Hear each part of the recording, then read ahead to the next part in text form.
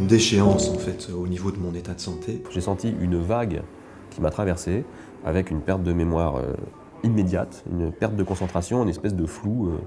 C'est quelque chose à l'intérieur de la tête. Je me sens électrisé, électrifié.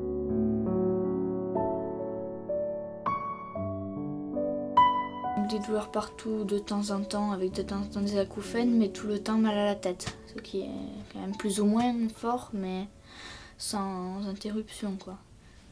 Je me suis sentie de plus en plus brûlée, attaquée. J'ai eu les poumons comme vraiment brûlés. On a mal à la tête. Toujours, toujours, toujours.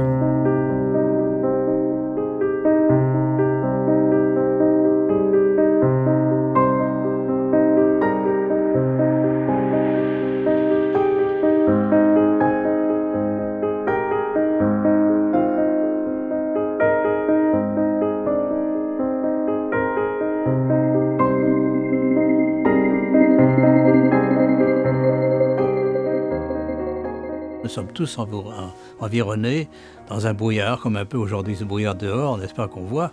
Mais ce brouillard électromagnétique, on ne le voit pas, on ne le sent pas. Et il y a quand même des effets à la longue. Puis à un moment donné, en 2004, on m'a vraiment déclaré en burn-out. Hein, c'est le terme qu'on a utilisé.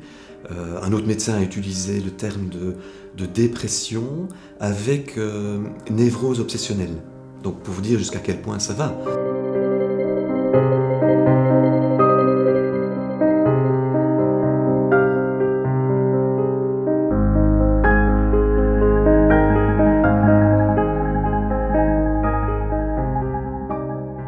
Aujourd'hui, les malades sont là, je ne peux pas les supprimer pour faire plaisir, si vous voulez, au pouvoir public ou politique, aux opérateurs, ils sont là, ce sont de vrais malades. Et l'idée de dire que ce sont des malades psychiatriques est absolument inacceptable. Nier ce discours, nier la souffrance de ces gens, c'est faire fi d'une partie de la population et c'est de toute façon penser qu'il y a tout le temps des sacrifiés, s'agissant de la modernité, et qu'eux en font partie, et que ce sera les sacrifiés eh bien, du XXIe siècle, et que de toute façon ils sont minoritaires, et c'est pas très grave, ce qui est véritablement scandaleux. Toute matière émet un rayonnement électromagnétique. C'est un principe de physique. Tout élément qui existe sur la Terre a une vibration qui se produit et qui produit des ondes électromagnétiques. Aujourd'hui, il y a à peu près 70% de la population mondiale qui utilise un téléphone portable.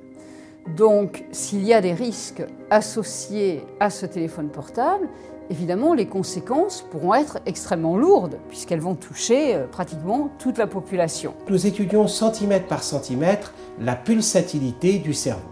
Cet examen, c'est l'encéphaloscanner. Il va falloir attendre 10 ans, 20 ans, 30 ans pour vraiment arriver à compter les malades, voire les morts. Peut-on ou non devenir allergique aux ondes électromagnétiques? La question est fondamentale. Nous sommes aujourd'hui en France 66 millions d'abonnés au téléphone mobile.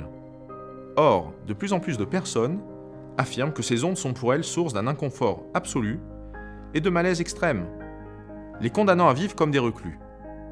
Alors, qu'en est-il exactement? Que nous dit la science au sujet de l'électro-hypersensibilité, cette maladie nouvelle?